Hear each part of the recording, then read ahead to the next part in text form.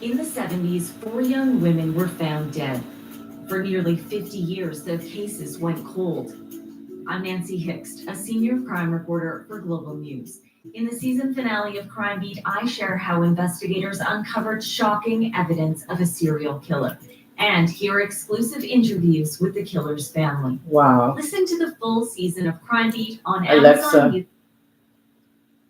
Play some classical music from my Pandora. Classical radio from Kimble's Pandora. What is wrong with it? You want to do what she want to do. I'm going to do what she want to do.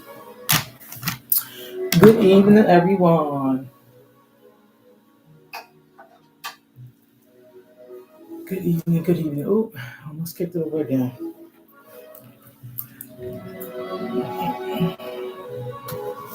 I want to make sure I'm punctual. And what I'm talking about tonight is very important. So I'll give it a couple of more minutes to see who's going to come on.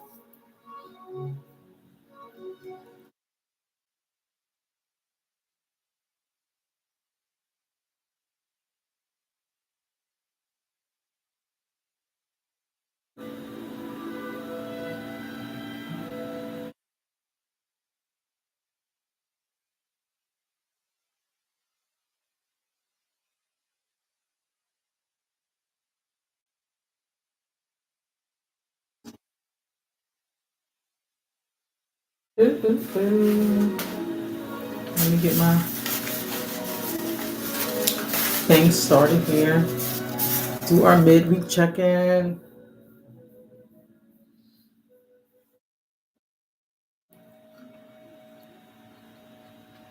They got there right at the top of the page. I wonder how many kickback are they getting.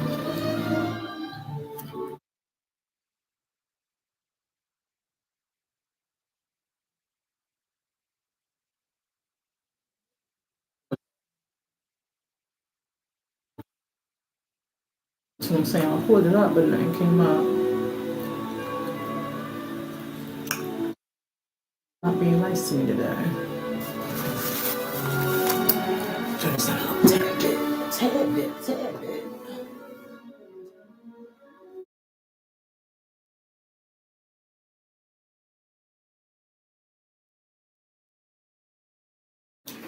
Okay. No, I liked it up.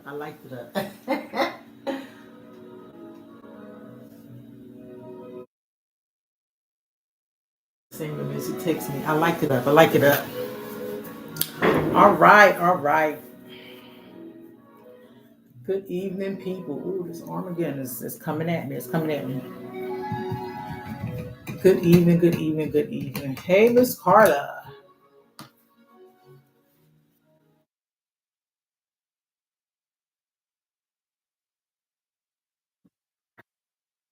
So today is September the 3rd. We are 3 days into September. Getting a little chilly outside. It's getting dark a little bit faster than normal. So you know we're going into, again, autumn and fall. You choose whatever one you want. But it's getting there, autumn or fall. Fall. And this is my soup season. So I'm about to start popping out my soups. I love soups. I love teas. This is lemon water tonight. Today was kind of a fussy day for me. A fussy day. But I made it through this Wednesday. It was a fussy day. So let's do our midweek check-in before we get started today. Our midweek check-in. And I do believe I picked 2. Where's that little gray thing at? I picked 2. I am feeling optimistic and uplifting, and I was feeling cool, self-restraint, and humble. Humble. Optimistic and self-lifting. I got some projects that was rolling around in my head today. I was able to get some stuff done, chores, some things that I wrote down on a paper. It looked really, really good, but I was feeling really, really humble. Doing my job at work and doing some other things that I had to take care of. So it was just rolling with the punches today, just rolling with the punches. Knowing that things I couldn't control, I was just like, whatever, just rolling with the punches. So humble, I can say. Optimistic and uplifting, because I know the things that I couldn't control, I was just like, whatever. But uplifting, because the things that I could control, I was like, let's go attack them things and goals today. You can conquer and get all that stuff out the way. And I did. So I feel good. So let's see how everybody else is doing today. How everyone else is doing. So if you're doing great, give me a, maybe I should turn it down now.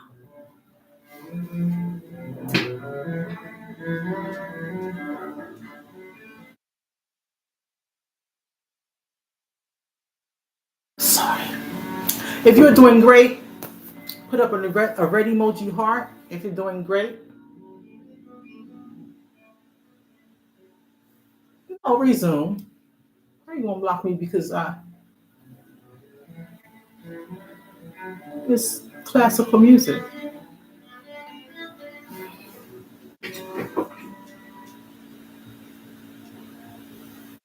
You serious? Classical music? If you're doing great, put up a red emoji heart. If you are doing great, put up a red emoji heart.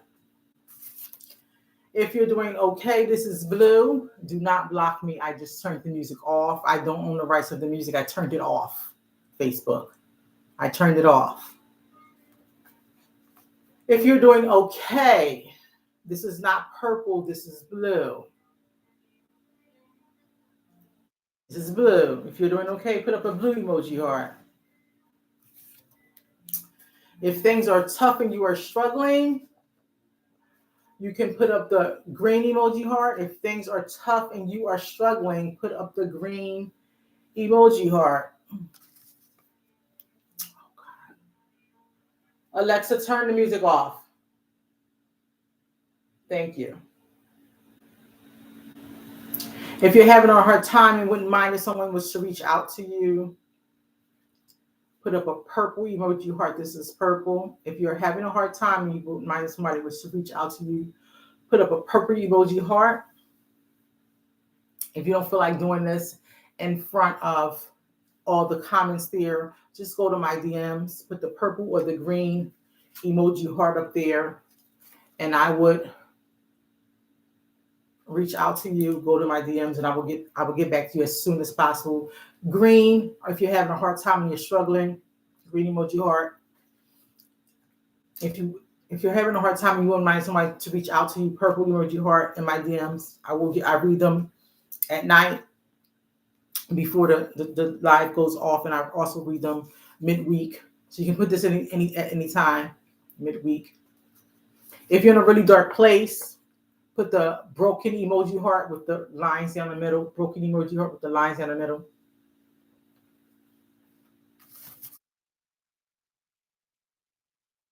If you're having some harmony and balance in your life, put the pink emoji heart. If you're having some harmony and balance in your life, put the pink emoji heart. If you're feeling relaxing and friendly, put the light blue emoji heart. If you're feeling relaxing and friendly, put the light blue emoji heart. And there ain't nothing but the devil on Facebook right now. Ain't nothing but the devil over there.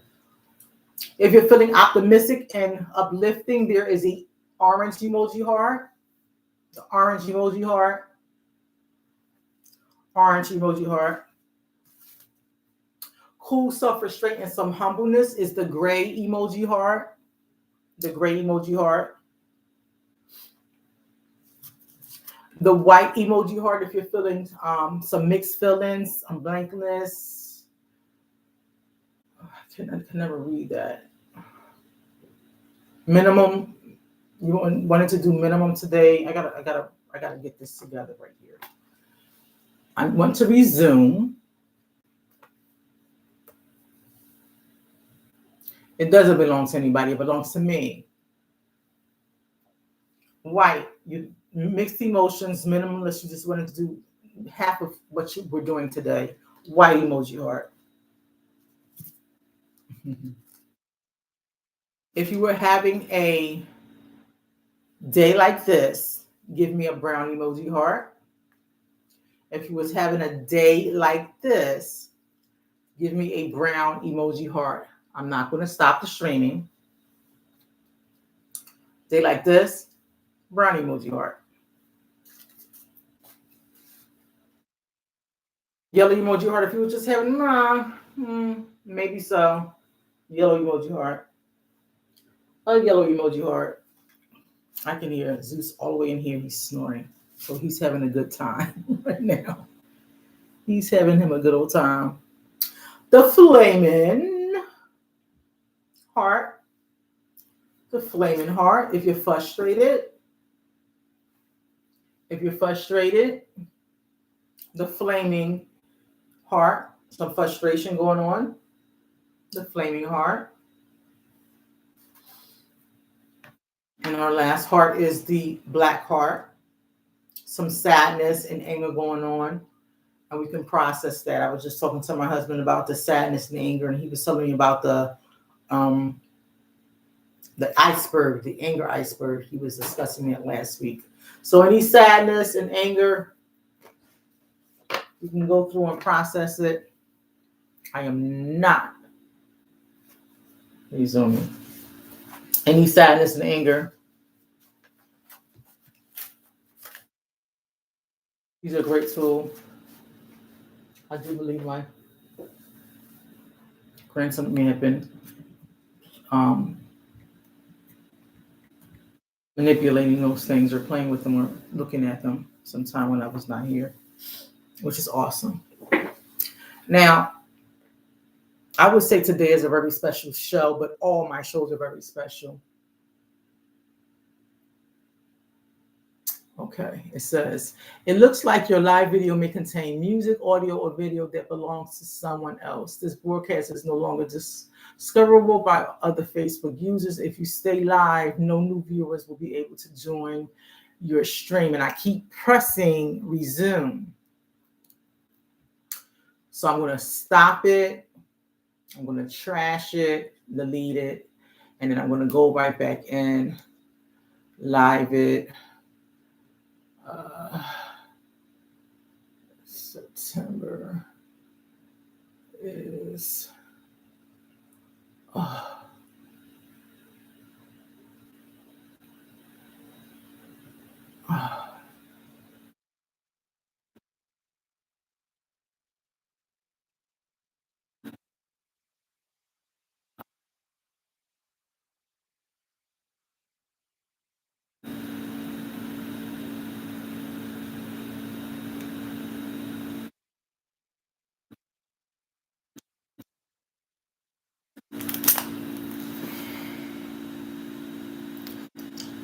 and this is what I say. I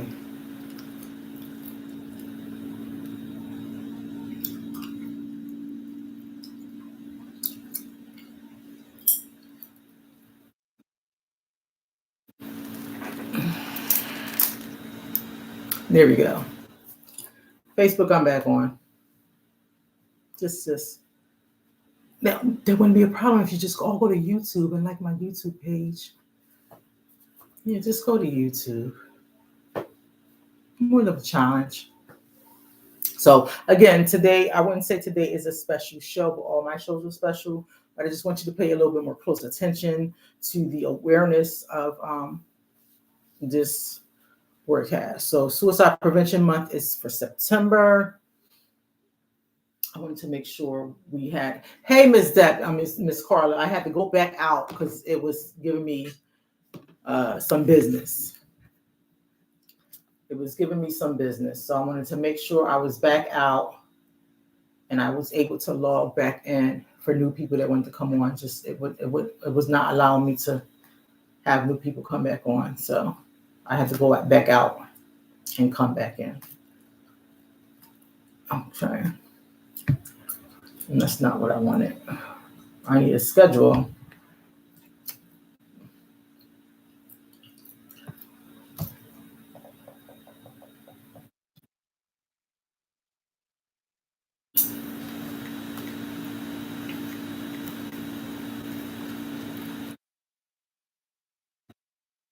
I need a schedule.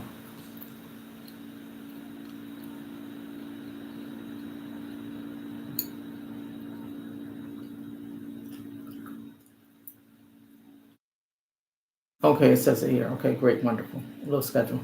Okay, so talking about suicide awareness, you were yellow. It's buffing. Technology. And they trying to get us to use AI. I hear a lot of people talking about Chat GBT a lot. Someone told me to go in and just go on Chat GBT, and I said, no, I'm not. I haven't updated my Bible app yet. I'm scared to update it. It might have something on it I don't want on my Bible app. Something flip. I just don't want to update the Bible app. It just keep coming up there, and I just keep hitting no. I digress. Suicide Prevention Month for 2025, and this year's slogan is changing the narrative. Changing the narrative. So the way we see suicide, the way we think about mental health, changing that narrative. So September 8th, well, it started off, National Suicide Prevention Week is from September 7th to the 13th. 988 Day, which is my shirt, 988. I work for 988.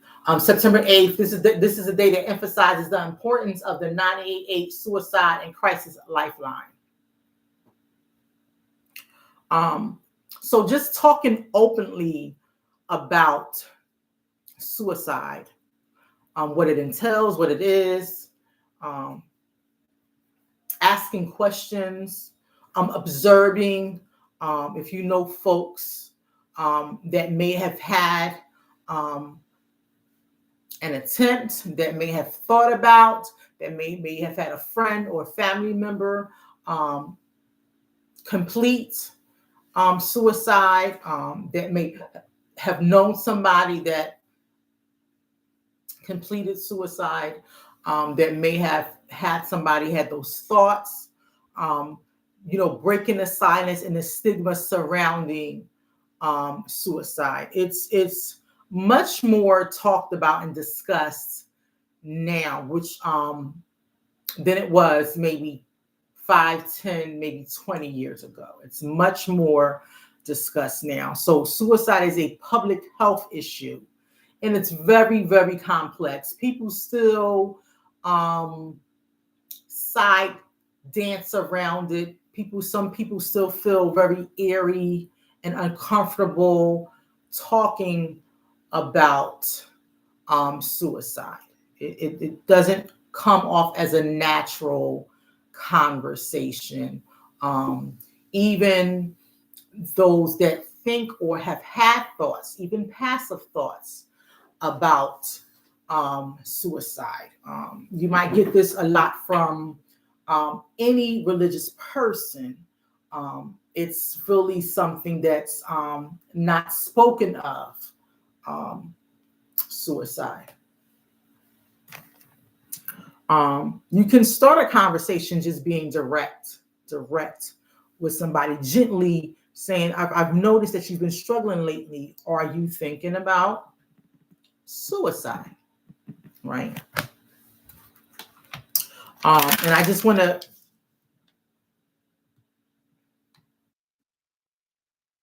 I want to get the definition out there of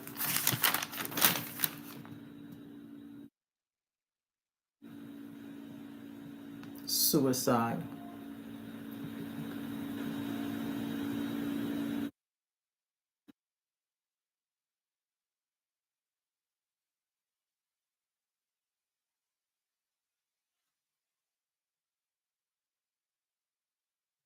I swore I wrote it down here.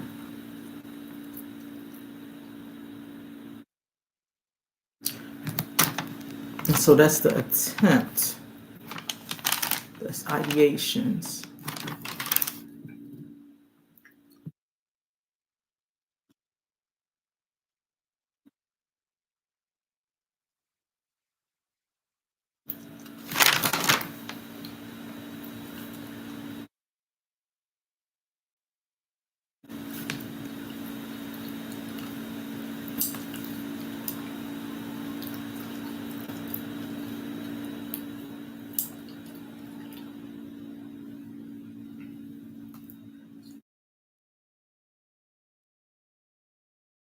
Okay, maybe I did not have it here.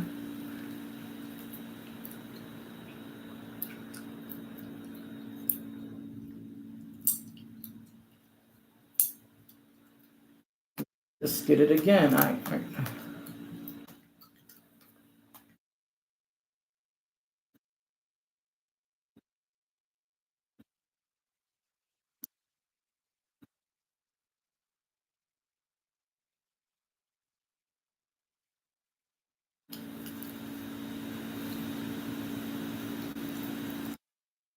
Okay, it says suicide is defined as death caused by self-directed injurious behaviors with intent to die as a result of those behaviors. Um, and then it says the act of taking one's life, self-directed, potentially injurious behavior, again with the intent to die, which is a result of risk. Uh, it's very complicated.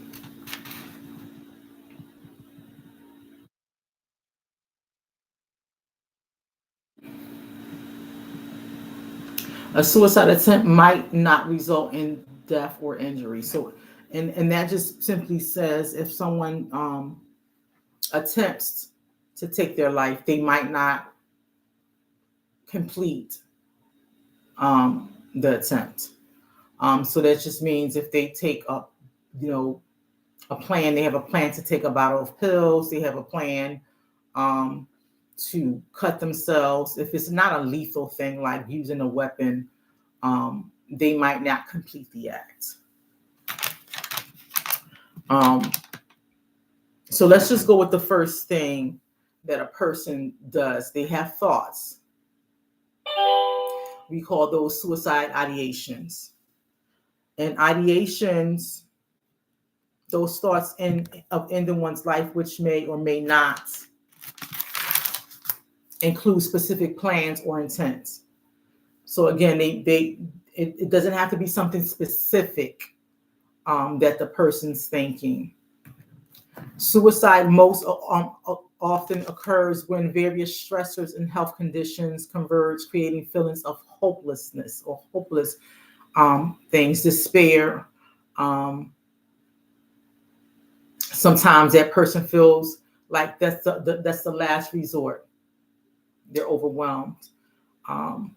Risk factors can include mental health conditions, depression, anxiety, or substance use disorder. Stressful life events, financial issues, academic difficulties, relationships, problems, legal issues. It can be something that surrounds their home environment. They can be being bullied in school. They can be bullied at work. Maybe it's something going on within a neighborhood. They can be bullied by their neighbor. It's all sorts of things can be happening. They can have medical issues, chronic pain, or serious long-term issues, physical pain. These can be an array of things that can be happening in the person's life. It can be a history of trauma or abuse. It can be, childhood abuse can be floating back up. Neglect or exposure to family violence can have someone thinking about taking their own life. It can also be previous suicide attempts or a family history of suicide or prior attempts. And it can also lead the person, substance use or drug addiction, right, Miss Carla. If there was a suicide attempt previously, it can also lead to a history that it can increase the risk of having a suicide attempt again. So if a person attempted suicide and then it did not complete suicide, it can be another risk of them maybe attempting suicide again. And some of those feelings, again, when you're having the thoughts, the ideations, again, it's the hopelessness, feeling trapped, extremely saddened, an empty feeling, more anxious, agitated, feeling full of rage, the unbearable feeling, just emotional, unbearable emotional, and again that physical pain. Some people are in so much pain that they just want the pain to go away. And the only thing that can make that pain go away is if they cease not to live.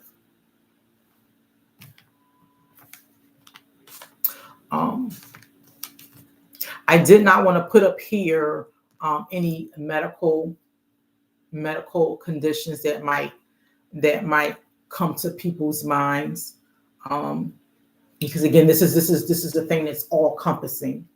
I just wanted to really focus on suicide, the ideations, and the language to have people think about. So, talking about 988, right? 988. 988, anyone who needs, 988 is used for anyone who needs mental health, suicide, substance use, or any related crisis assistance or support. And this can be used for them, or anyone who has a loved one in crisis can call, text, or have chatting on the line. So, you can chat through 988lifeline.org, and I'll leave all this information in the chat after tonight. There's also a chat line or a line for our deaf and hard of hearing to also call as well. And so 988 is used for when you're in a crisis. And when we say crisis, a lot of things pop in your mind, because a crisis to you is not what a crisis to me is. And so, but I did get a really broad definition of crisis. A crisis is a time of intense difficulty, trouble, or danger. When a difficult or important decision must be made. It must be made. The turning point of a disease, when an important change takes place, indicating either recovery or death. And that's what a lot of people call us for. They're indicating something's going to happen. They think someone's going to die if they don't get the help that they need, or someone's not going to recover. That's a crisis to somebody in a situation. It's a disruptive, overwhelming event or situation that exceeds a person's usual coping skills and resources, leading to the feelings of uncertainty, being out of control, and distress. Can be personal or widespread, sudden or unexpected, and requires urgent. This is what I hear on the phone. This is urgent attention, and they can't manage it. The person can't manage it. The family member can't manage it. The person on the street that does not know this individual, can be a civilian calling about someone else. They can't manage it. This is urgent and it needs your attention immediately. There can be potential serious consequences if this person doesn't get their functionality restored. That's what 988 is for. Again, it's for suicide prevention, mental health illness. It's to help We say we're all inclusive. So, 211 and 311 is for everything else. And then 988 is for everything else under the sun. So we deal with mental health crisis, and I just read what crisis is. We deal with suicide, ideation, suicidal thoughts. We also deal with someone might be calling and saying, listen, I just took pills. I just took pills and I just drank me a bottle of wine and I'm sitting here and I'm dying. Can you help me? And so now we're talking to that person on the line and we're asking, okay, what can we do? First of all, we want to try to get that person's location. Because if you're calling the line, you're calling for help.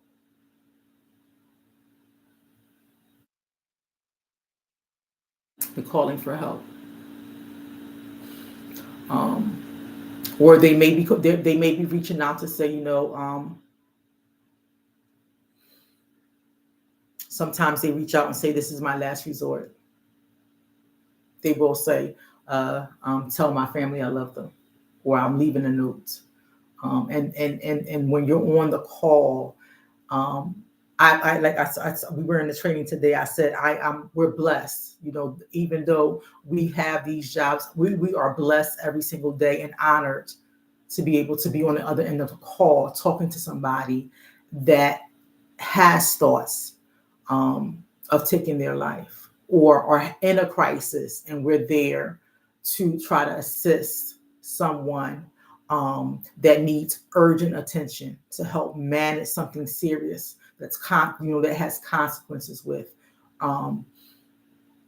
So I'm privileged to help someone in a case that deals with their life, emotional, physical, psychological, to help them down from that crisis and try to give them help, to try to take them from being hopeless to just giving them a tiny bit of hope, to walk them down from that, triage them from a red to maybe a small speck of yellow in there. Because a crisis, sometimes you can't walk somebody down.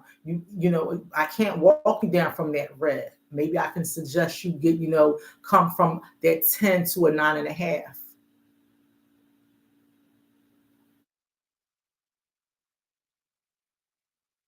Sometimes it's just our job just to listen. Um, so sometimes, that person can have uncertainty, loss of control, disruption, overwhelming events can happen in someone's life. There's so many things that can happen in that phone call, and since you know your family, you know what's going on behind the scenes when you're calling. We can't see what's going on the other end of the phone. It's like I think it was a dating game back in the day. You had the person on one side of the petition and the person on the other side of the petition. It's scary on both sides. The person that's on the other end of the line, because you see what's going on with your loved one, or it can be you that's going through that issue. You're trying to get out what your crisis is. You're trying to get out what your family member's issue is, but you want help right now. You get what I'm saying? I need help right now. I can't be describing to you what's going on with my family member, or I can't describe to you what's going on with me. I need you right now.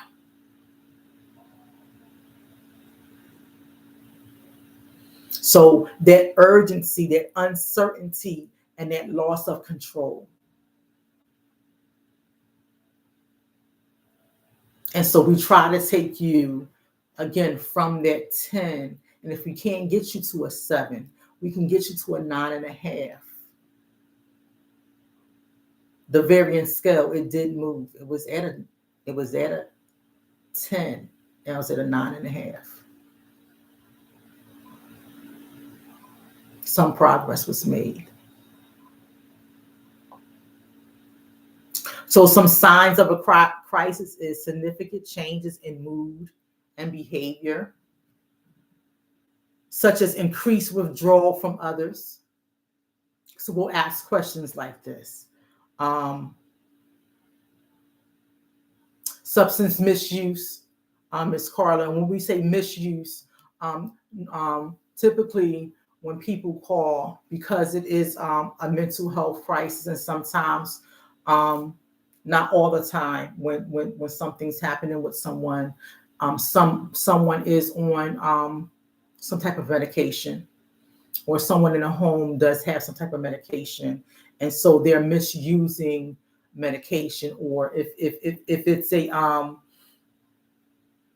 what we call a suicide attempt prior to. So what I'm saying, prior to, before the person called us, they took something prior to calling. So we'll ask that.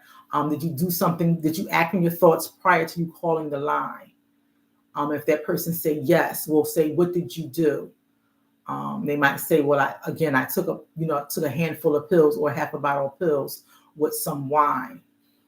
And we'll ask, were they your medications, or what pills did you take? And so misuse of medications, or misuse of substances. We normally ask, we'll ask some other questions. How long ago did you take them? How many did you take? Because that's crucial information while the crisis counselor is talking to the person on the line. There's some other stuff going on behind the scenes. Again, we're trying to get your location. We're asking questions. We're trying to keep you calm, because again, you reached out for some help, and that's a good thing. We always say thank you for calling. Thank you for calling, and we're giving you that ear to listen, but there's some other stuff going on behind the scenes. The job we do is, like I said, we deal with human beings. We deal with humans. We don't deal with boxes. So we get trainings every 3 to 4 months. That we're getting trainings. We're always getting something new. New now.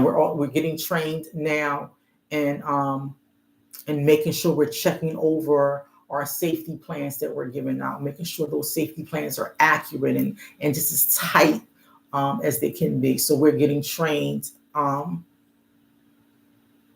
We're getting trained like every 3 or 4 months on different things. But so those are some questions that we ask. Other signs is change in your sleeping or your eating patterns. And I always go over these things when I'm doing different things with like depression, anxiety, even in our children, when you're seeing things change in them with anger and sadness. Sleep and eating is very, very, very important. If it was not, I don't think God would have gave us those two things: rest and eating, food for our energy. We need 8 hours of sleep. You need 8 hours of sleep. You can miss one meal. You probably miss two, but you need to eat to refuel your body, to have energy for your body. So if you're missing more than 6 hours of sleep, if you're missing and you're only, working off of, a candy bar and a bag of chips, you'll see the difference in your energy. You'll see the difference in your patience. And if you're in a crisis, or you're having some uncertainties about things that's happening in the home, and things that's happening at work, or things that's happening between you and the kids, you're going to start to see those things come full force. And there's going to be a breakdown in the system. I've always talked about our bodies or a system. We're made that way. We're physical, mental, and spiritual. And so, again, significant changes in mood and behavior. You'll see some increase in withdrawals from others, right? You don't have to have those misuse of substances that might not even be an issue, but there's going to be a drastic change in your sleep and your eating pattern. Those are already 3 things that may give an indication that a crisis is about to happen. Not eating properly, not sleeping properly, your mood and your behaviors, you're withdrawing from, family, friends, sports, things like that. You're just watching that, something's going to happen. Your physical is going to fall down. You're not eating properly. Then those are the things you're going to have to watch out for. Neglecting your personal hygiene, thoughts of self-harm. And then you might have those thoughts, and these are just simple things that people might say. I just want to fall asleep and not wake up. I just want to just lay here and forget about the whole world.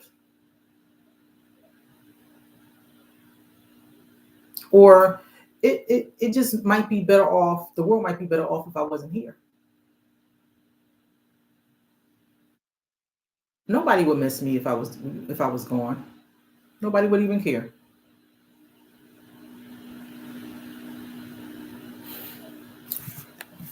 And those are things, those are passive thoughts. You're not saying I want to kill myself. I wish I was dead. Those are passive thoughts. So as a suicide risk scale or ideations, they vary from fleeting thoughts to planning, again, passive suicidal ideations, thinking about not wanting to, live, or imagining being dead. Active suicidal ideations involves preparations to kill oneself, forming a plan to do so. On this particular day, I'm going to drive my car to the park. I'm going to park my car. I have this bottle of pills, and I have this much alcohol. And on this day, I'm going to take these pills and this alcohol in the park. That's forming a plan. Specifically when you're going to do it, so you have plan and you have intent. But with the passive suicidal ideations and with the plan, we always take both of them very seriously. Both of them. So if you have someone saying to you, I just wish I want to just fall asleep and never wake up. Or if you have someone saying, listen, everything is too much. This is too much for me. I just want to drive my car into a brick wall. Those are both taken very seriously. Both of them. Dig a little deeper. What's going on? What's going on in your life? What's happening that makes you have these thoughts? Tell me a little bit more about it. Do you need any assistance? I'm here to listen. And if you feel uncomfortable with that, say, listen, dial 988. This is a 24-hour hotline. Now, with the services that we do, if you ever heard of the Mobile Crisis Team, a Mobile Crisis Team is a team that goes to the home. Okay, they go to the home. It's a licensed clinician and a nurse. They go to the home. Then a Mobile Crisis Team is not going to go to every call that we have. They're not going to go to every call. They don't need to go to every call. We have to triage that and see if the Mobile Crisis Team is warranted to go to the home for an assessment. But they will go to the home if we warrant them to go to the home for a dispatch.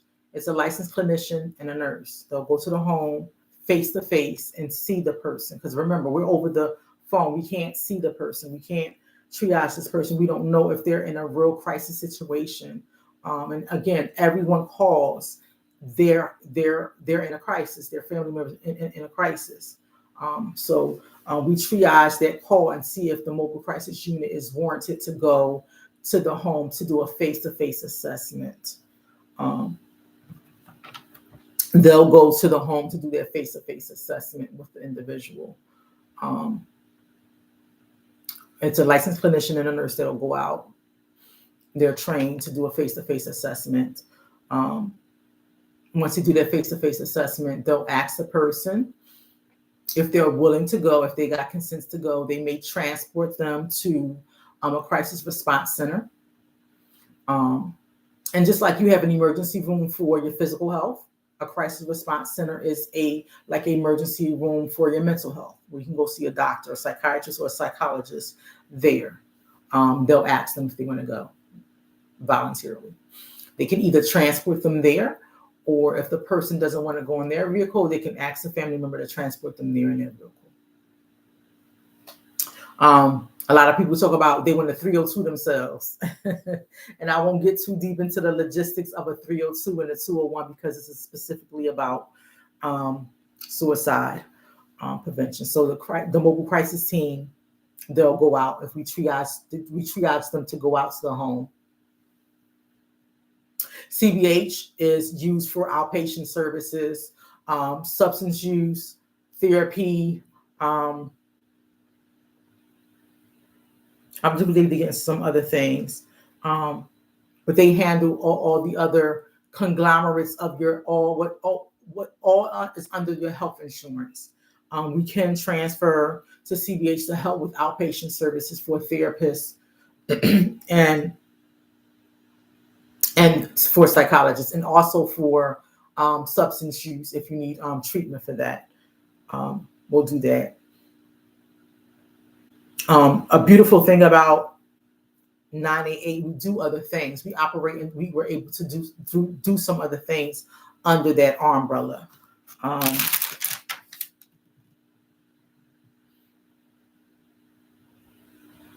We'll also direct you to, if you wanted to know where a crisis response center was in your area.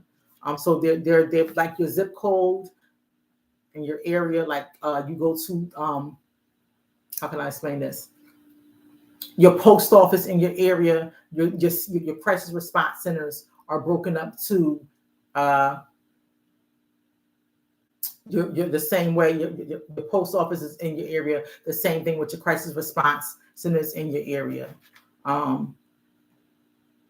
There's some urgent cares in your area. If you ever seen Oak Street Health Centers, they do have, some of them do have psychologists or mental health psychiatry there in your area. I'm going to try to look those up to see, so I can put those in the chat. But Mirror Key just opened on what it just didn't just open. They have a walk-in clinic. The first one in Philadelphia, it's at 3125 Broad and Allegheny. They have a walk-in mental health clinic there. That one's doing well there. You can go there between the hours of 11 and I believe 6. It's a walk-in mental health clinic. You don't need an appointment or anything. They help out there with strictly mental health at Broad and Allegheny. The McDonald's is there, and then the clinic is right after the McDonald's, and they're doing an awesome job there.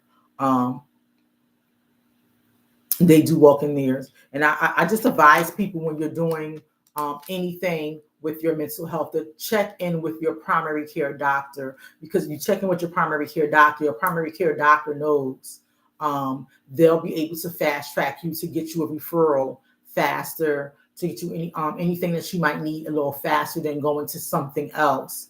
If your primary care doctor don't know, it's going to be a struggle to get you anything else that you might need, because your primary care doctor will refer you to other places, outpatient services and things like that. Your doctor would absolutely know where to get you and how to get you to fit in.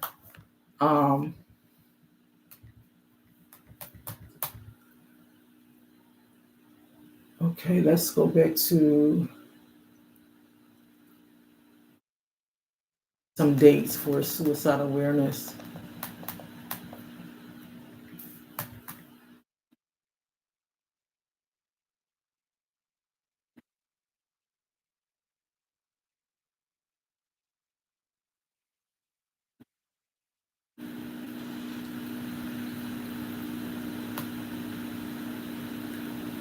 So, World Suicide Prevention Day is September 10th.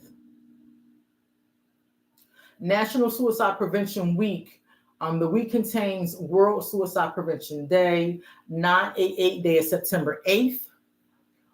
Is a national initiative to raise awareness about that 988 and crisis lifeline. Um, I don't know if our lifeline or if Philadelphia is doing something. I will check in with my superiors to see. It'll be so awesome if we are. Out of the Darkness Walk, the American Foundation for Suicide Prevention holds these community walks to raise funds and awareness. I think they'll be doing something this year for that.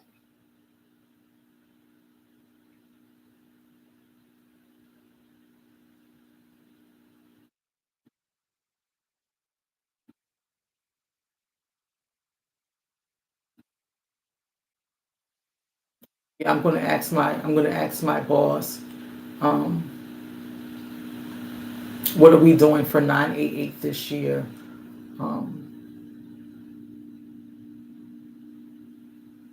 I'm going to try to ask my pastor if we can do something at our church this year. Oh, and it's great, and it's 9:30. If you have any questions,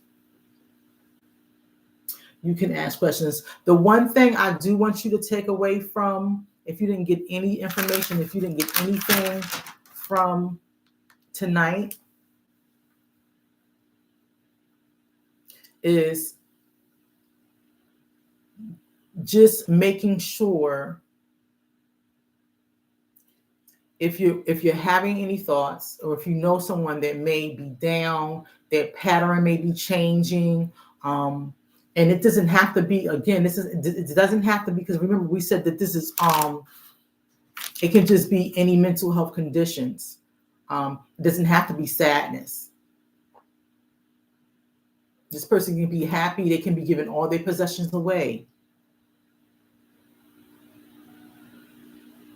Remember Ellen DeGeneres Switch, right? His name was Switch from her DJ, Ellen DeGeneres DJ. I think his name was Switch. This man, he was doing so wonderful. He was doing so good. He was at the top of his game. And no one knew that he was struggling inside. So what you look like on the inside is not what you portray on the outside. Is what I wanted to say. It came out so perfectly. And it's a commercial that it exactly shows that you can have a happy face on the outside, that mask, and what you're showing on the inside is not what what it appears. And I just want to.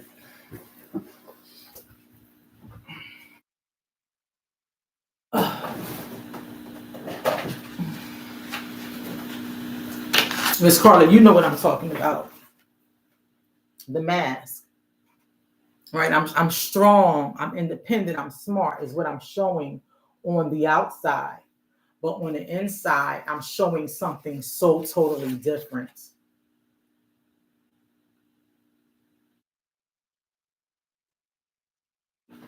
So I wouldn't be showing the feelings of hopelessness. I'm extremely sad. I'm anxious, and these feelings are I'm feeling these emotional, unbearable emotions on the outside. All that stuff will be on the inside.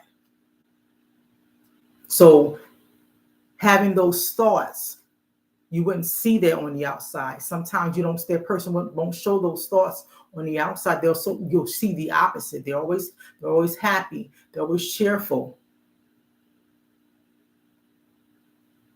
And sometimes this goes on with our teenagers as well. They'll tell you that everything's okay. I'm fine, Mom. I'm fine, Dad.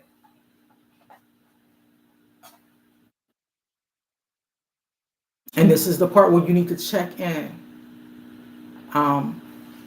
If they're always in their room and that door is always closed and your door is always closed, have an open door policy. Crack your door. Leave those doors cracked. I tell parents, if their door is closed all the time, they're in their room isolated. It's like they're in a casket. It's a casket in there. They're killing themselves in there. And you're in a coffin. There should be no way that everybody's door is closed in your house. Everybody's door is closed.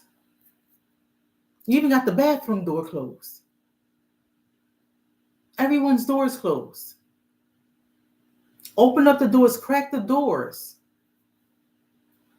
If you have the door cracked, that means I can at least knock. Hey, can I come in? That's an invitation for me to just knock and say, what's going on, buddy? How you doing? Let me sit in your bed for a little bit. Let me what you watching on TV. Because if your door is closed, that means you want privacy.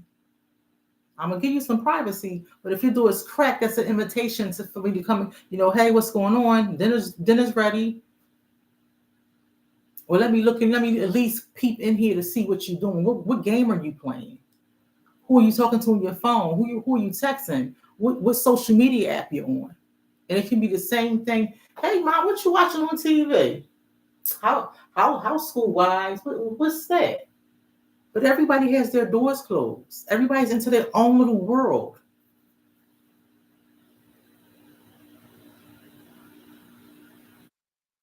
Nobody's sitting downstairs in the living room anymore. No one's at the dinner table eating anymore. There's no real family time. We need to start getting that back, that family time. And I got that back. I got back having at least one every other 2 months. So we just did it 2 months ago. So I think it's going to be called for either at the end of this month or before November, and that's going to be hard because Thanksgiving's coming up. Me and my kids used to have every once a month on Sunday family dinner. We used to get together every family dinner on Sunday. But everybody got so busy and we lost loved ones. And we lost that until something happened. Something happened. And I was like, we got to get that back. And I know sometimes people don't have closeness with their family members. Things happen. You don't have cohesiveness with family members.